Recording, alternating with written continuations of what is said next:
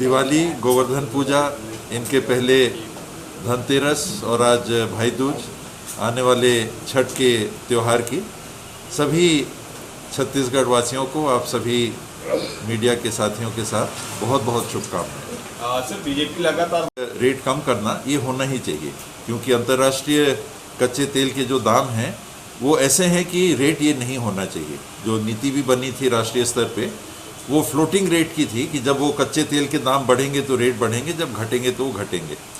केंद्र सरकार क्या होशियारी कर रही है कि वो एक्साइज के बजाय और एक्साइज की जगह और उसके अतिरिक्त सेस ले रही है, और बहुत बड़ी राशि जो वो केंद्रीय पूल में आमदनी के रूप में एकत्रित कर रही है वो सेस के माध्यम से कर रही है। और उसमें अव्यवहारिकता ये है कि सेस की राशि राज्यों के साथ बांटी नहीं जाती। तो एक तरफ वो शुद्ध एक आमदनी का जरिया बना के अपने पास राशि को रख रहे हैं टैक्स के रूप में, और एक्साइज जो लगता है जिसका 42 या 41% राज्यों को मिलता है, उस एक्साइज को कम कर दिया। उनकी डबल होशियारी देखिए कि एक तरफ ऐसा दिखाने की कोशिश कर रहे हैं कि हम रेट कम करने पे पहल कर रहे हैं, खास करके हिमाचल के चुनाव को हारने के बाद, जहां उनके ही मुख्यमंत्री ने कह दिया कि महंगाई के चलते हम हार गए, और वहीं दूसरी तरफ अपने जो आमदनी का जरिया है उसको प्रभावित नहीं होने दे रहे हैं रेट कम करने के माध्यम से, और जिसमें राज्यों को नुकसान होगा। अगर एक्साइज कम होगा तो राज्यों का जो 41% हिस्सा है वो भी उतना कम हो जाएगा, और उसके ऊपर दबाव बना रहे कि वैट कम करो। तो हमारा जो दृष्टिकोण है वो कंज्यूमरों को राहत मिले उस बाबत है। माननीय मुख्यमंत्री जी से भी इस बाबत बात हुई है, और उनसे चर्चा के बाद में एक नोटशीट हम आजकल में, कल ही मेरी विभाग के प्रमुख अधिकारी से बात हुई थी कि आप प्रपोजल बना दीजिए और माननीय मुख्यमंत्री जी के समक्ष हम उसको प्रस्तुत कर देंगे कि ये जो कमी आई है उसके अलावा और कुछ कमी हम दे सकते हैं क्या। जो छत्तीसगढ़ लैंड लॉक्ड है, हमारे चारों तरफ अन्य राज्य हैं, उत्तर प्रदेश है, झारखंड है, उसके बाद उड़ीसा आएगा, उसके बाद तेलंगाना आएगा, महाराष्ट्र आएगा, मध्य प्रदेश आएगा। हम इन राज्यों से घिरे हुए हैं, और इन राज्यों के दरों की तुलनात्मक विवरण को मैंने मंगाया भी था, उसको देखा भी है। तो पेट्रोल की क्या स्थिति है, डीजल की क्या स्थिति है। हम अगर ज़्यादा रखते हैं तो लोग बॉर्डर में दूसरे राज्य में खरीद के आते हैं, तो हमको वैट का भी नुकसान होता है। हम उनसे तुलनात्मक थोड़ा कम कर देते हैं तो हो सकता है कि वॉल्यूम हमको ज़्यादा मिले। जो वहाँ पेट्रोल भराएंगे हो सकता है हमारे राज्य में पेट्रोल भराए। इन बातों को ध्यान में रख के रेट कम करने से हमारी आमदनी में घाटा कितना होगा, और कम करने से अगर खपत ज़्यादा होती है तो हमको आमदनी में कितना कॉम्पनसेशन होगा, इन बातों को ध्यान में रख के मुख्यमंत्री कुछ कम, ऐसे तो कम हो ही गया है राज्य की आमदनी। जैसा मैंने बताया कि सेंट्रल एक्साइज उन्होंने जो कम किया तो हमारे राज्य की आमदनी को भी कम कर दिया। उन्होंने उपभोक्ता को राहत देने में जो राशि उनको जा रही है उसमें कमी नहीं की, राज्यों को मिलने वाली राशि में उन्होंने कटौती कर दी, और उससे ऐसा दिखाया कि केंद्र सरकार ने कम कर दिया, जबकि राज्यों की आमदनी पे तो उन्हें भार डाल ही दिया। अब और हम कितना भार डाल सकते हैं, तो अगल बगल के राज्य हैं, आप उनके रेट तुलनात्मक देख लीजिए। मैं आपको फॉरवर्ड कर देता हूं, आप आपस में शेयर कर लीजिएगा। जो कंपैरेटिव रेट्स हैं वो आप देख सकते हैं। छत्तीसगढ़ में दिन से चालू हो गया था, जिस दिन आया था उसी दिन मुख्यमंत्री जी से, माननीय मुख्यमंत्री जी से बात हुई थी, और उनने पूछा था इस बाबत। मैंने कहा मैं प्रस्ताव आपके समक्ष प्रस्तुत कर दूंगा विभाग का। वैट की दरें कम हो गई, वैट की दरें कम हो सकती हैं, क्योंकि अभी तो मुख्यमंत्री जी को तय करना है।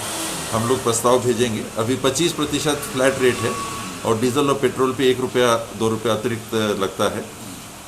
उसको छोड़ के जो वैट का रेट है उस पर कमी करने पे विचार हो रहा है।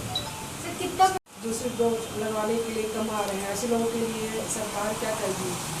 इसमें मैंने सुझाव दिया है कि पंचायती राज संस्थाओं को भी इसमें सीधे तौर पे एक्टिवेट करें, और उनके माध्यम से उनके पास जो जानकारी रहती है, हमारे पास नाम गांववार हैं जिन्होंने पहला डोज लिया है, वो गांव की जानकारी उनको दे के और पंचायती राज संस्थाओं से भी मदद लेके उन लोगों को वैक्सीनेशन सेंटर तक बुलाने का।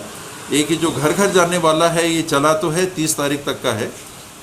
इसको मैं बहुत ज़्यादा इम्पोर्टेंस इसलिए नहीं दे रहा क्योंकि हमको तो आगे तक वैक्सीनेशन करना है, लेकिन इसमें भी क्या कर सकते हैं उस पर विचार करेंगे। इसमें चिंता वही रहती है कि वैक्सीन लगा के आप बढ़ गए, जबकि आधा घंटा तक आपको मरीज को देखना है, वैक्सीन लगाने के बाद कोई विपरीत प्रभाव तो ना पड़े। उस बात को ध्यान में रखते हुए कि कैसा प्रबंधन कर सकते हैं। गाड़ी वहाँ पर पास में रहनी चाहिए कि अगर शिफ्ट करना पड़ा पेशेंट को तो शिफ्ट कर सकते हैं। अमूमन इसमें रिएक्शन नहीं के बराबर हो रहे हैं वैसे। तो वैक्सीनेशन बढ़ाने के लिए हमारे पास सिरिंज अगर कम थे तो हमने 1 करोड़ सिरिंज मांगे हैं। वैक्सीन के लिए 1 करोड़ हमने वैक्सीन मांगी है। 1 महीने में ऐसे तो विभाग ने कहा है कि वो 10 लाख तक वैक्सीन एक दिन में लगा सकते हैं। मैं उसको 4 लाख ही मान के कह रहा हूँ कि 4 लाख भी अगर एक दिन में लगाते हैं तो 1 करोड़ 20 लाख वैक्सीन होती है। और हमको जो वैक्सीन लगाना बाकी है वो करीब करीब उसके आसपास है। 40 लाख के आसपास पहला डोज बाकी है, 80% लग चुका है और 40% सेकेंड डोज लग चुका है।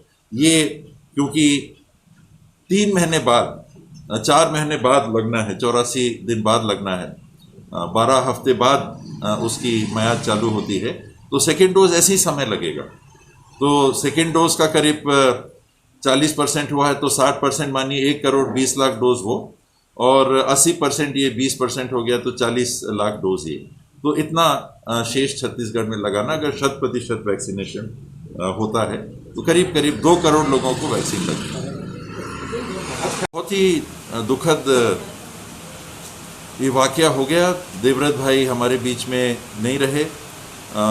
देखिए कैसा संयोग है, रात 11 बजे मेरी उनसे बात हुई, फ़ोन से बात हुई। हम लोग अक्सर बात किया करते रहते थे और उस दिन भी रात को 11 बजे उनसे बात हुई। 5-10 मिनट हम लोगों ने बात करके फिर दुआ सलाम किया। 4 बजे रात को मेरे को फ़ोन आता है कि वो नहीं रहे। मैंने कहा नहीं, कैसी बात आप कह रहे हैं? कि नहीं दादा, मैं उन्हीं के पास से, समझिए कि मैं उन्हीं के पास हूँ, उन्हीं के साथ हूँ, मैं आपको बता रहा हूँ। तो ये जीवन का दुखद पहलू होता है कि ऐसे बहुत ही होनहार साथी समय के पहले हमारे बीच में से चले जाते हैं, और गहरा दुख है हमको एक ऐसे बहुत ही व्यवहारिक, बहुत ही सौम्य जनप्रतिनिधि को, साथी को खोने का। आज उनके परिवार को सांत्वना व्यक्त करने के लिए हम लोग जा रहे हैं।